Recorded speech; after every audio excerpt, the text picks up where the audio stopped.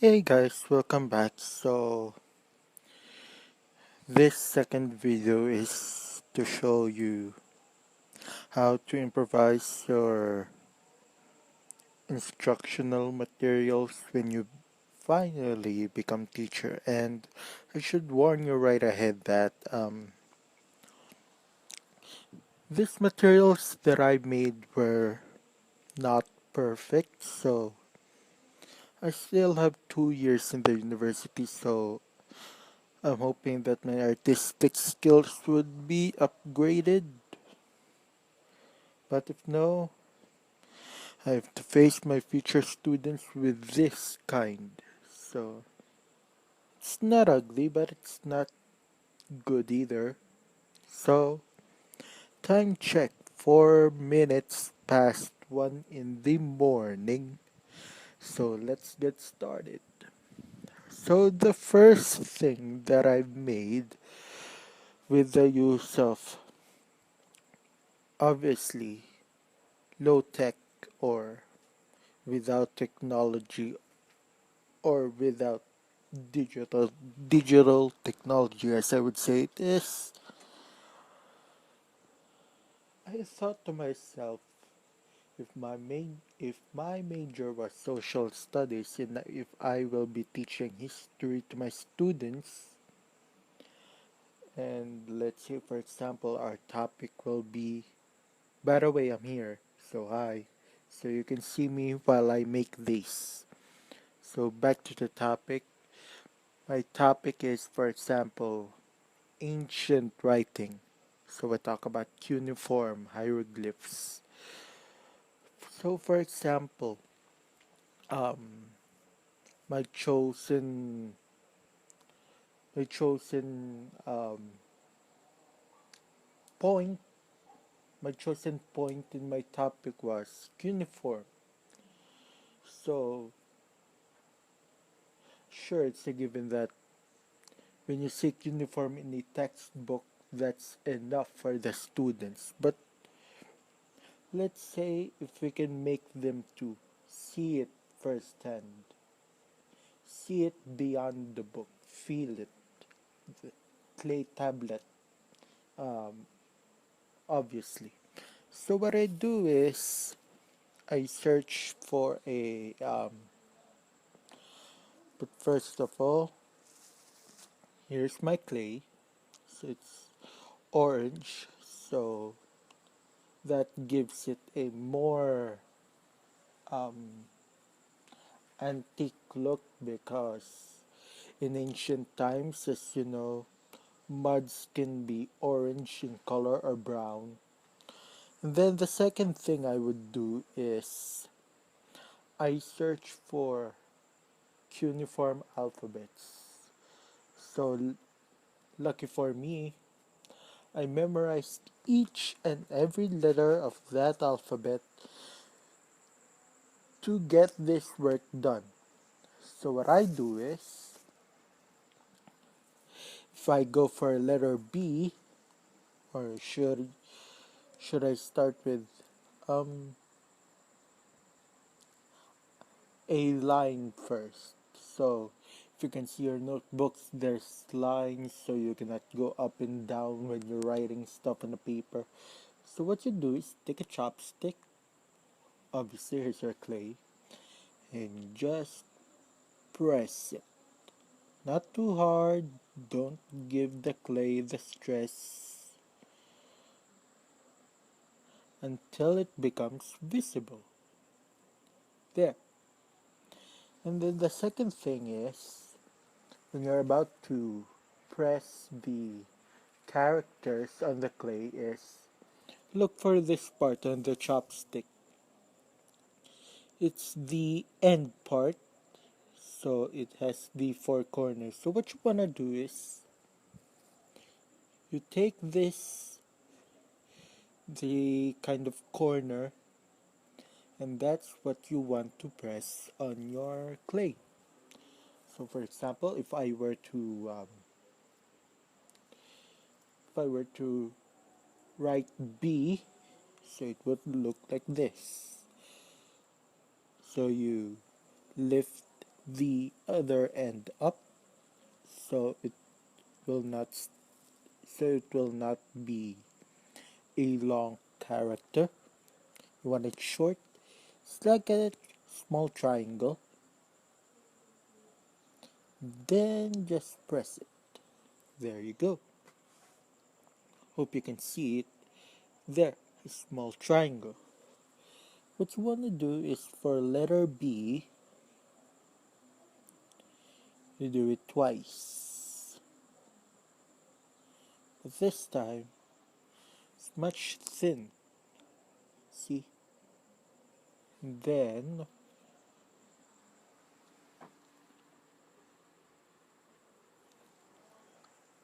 two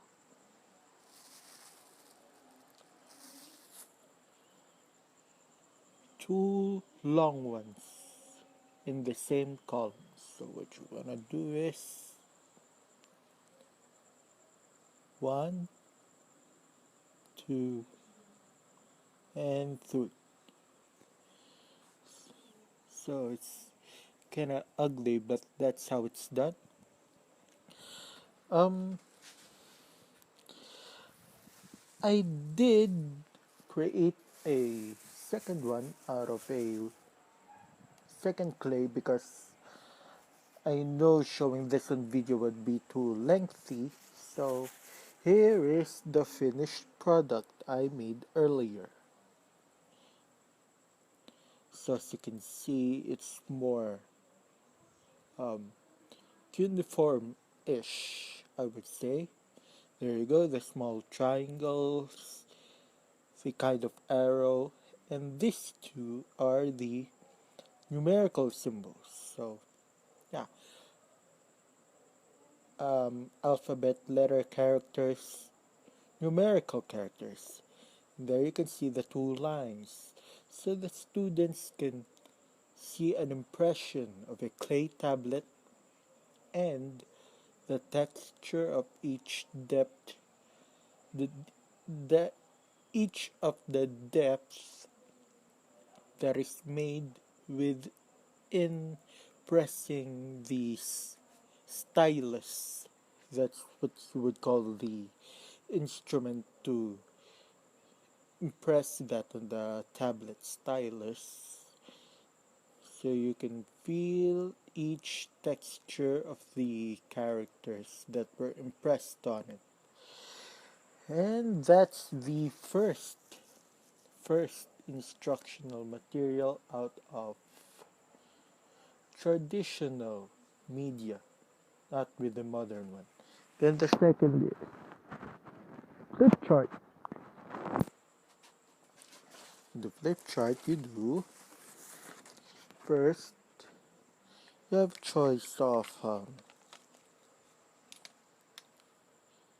either you can use scissors or a cutter.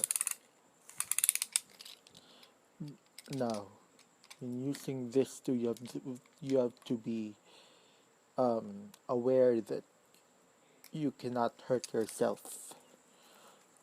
For this instance, I use cutter, and what I do is I take a folder, and the first thing, if you want to create a flowchart, or basically a flowchart is where you do the historical timelines of, let's say, different dynasties, different eras in history. So if I want to show that, I want to create a flip chart that you can just flip with folders. So what I do is I take my cutter and I just, you press it hard so you can cut in the folder, then you work all the way through. Just nice and easy. Um, it's preferred when you cut, when you proceed to the cutter, you draw lines. You draw lines on your folder so you know where you're going to cut it. And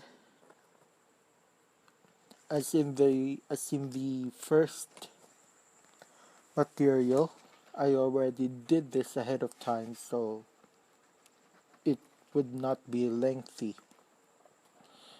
So we have the first flip, the second one, the third, the fourth,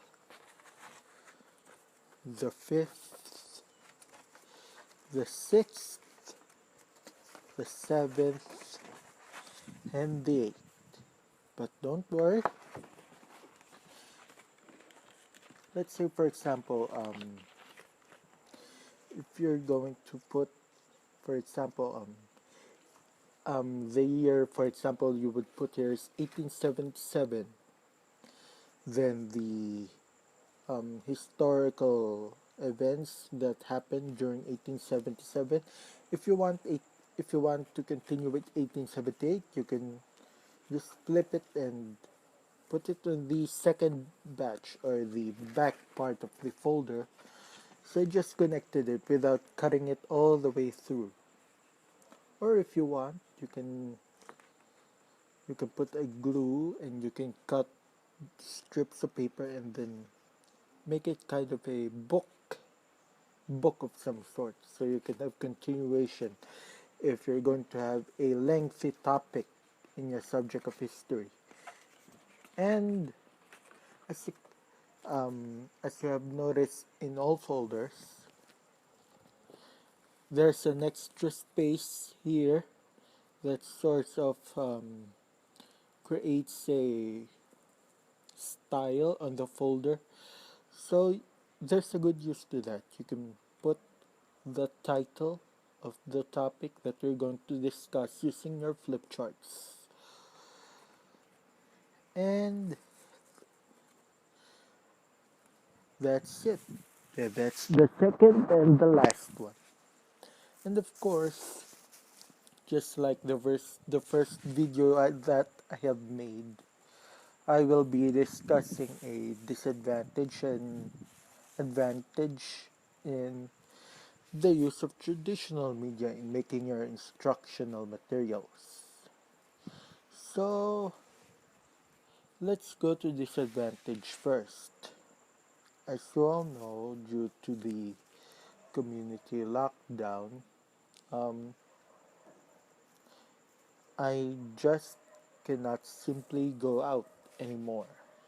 It's strict, and each household is given one quarantine pass, so I cannot go out very often and very easy.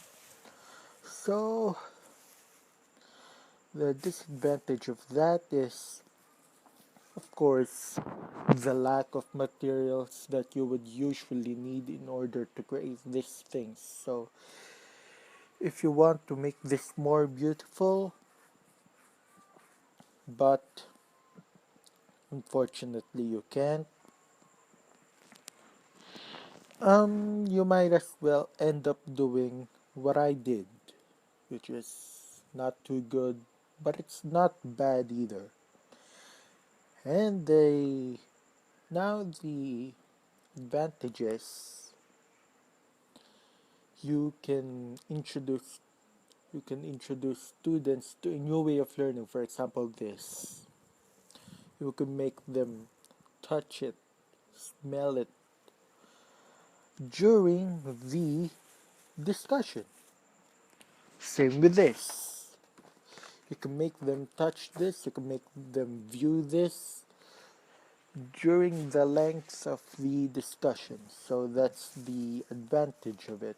And another advantage of this is it proves to you that even though we are living in a century that is advanced in technology, we can do anything in technology, it reminds you that you don't really need technology all of the time in order to do this kind of things to present to students. Um, and it also reminds you of how creative you are. Just instead of just sitting in front of your desk, typing, or scrolling up and down. You can just really create stuff like this one. And that's the beauty of this is when you're creating stuffs like this, it can really distance you from the technology, so your eyes can have rest from the radiation coming from the screens and such. And so that wraps up this video, and I know you have to sleep, and I know I do too, because I only did this just because I can't do it in broad daylight. So ta ta for now, until the next one. Bye.